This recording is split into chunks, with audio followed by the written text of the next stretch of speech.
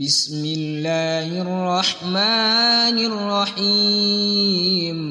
عبس وتولى أن جاءه الأعمى وما يدريك لعله يزكى أو يذكر فتنفعه الذكرى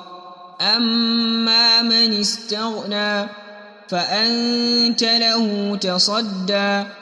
وما عليك ألا يزكى وأما من جاءك يسعى وهو يخشى فأنت عنه تلهى كلا إنها تذكرة فمن شاء ذكره في صحف مكرمة مرفوعة مطهرة بأيدي سفرة كرام بررة قتل الإنسان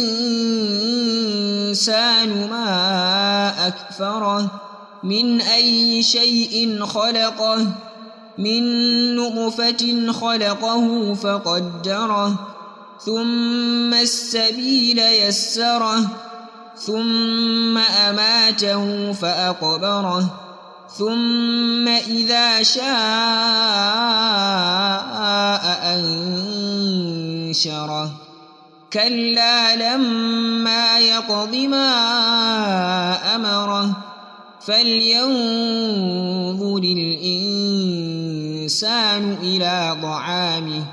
أنا صببنا الماء صبا ثم شققنا الأرض شقا فأنبتنا فيها حبا وعنبا وقضبا وزيتونا ونخلا وحدائق غلبا وفاكهة وأبا متاعا لكم ولأنعامكم فإذا جاءت الصاخة يوم يفر المرء من أخيه وأمه وأبيه وصاحبته وبنيه لكل امرئ منهم يومئذ شأن يغنيه وجوه يومئذ مسفرة ضاحكة مستبشرة ووجوه يومئذ عليها غبرة ترهقها قترة أولئك هم الكفرة الفجرة.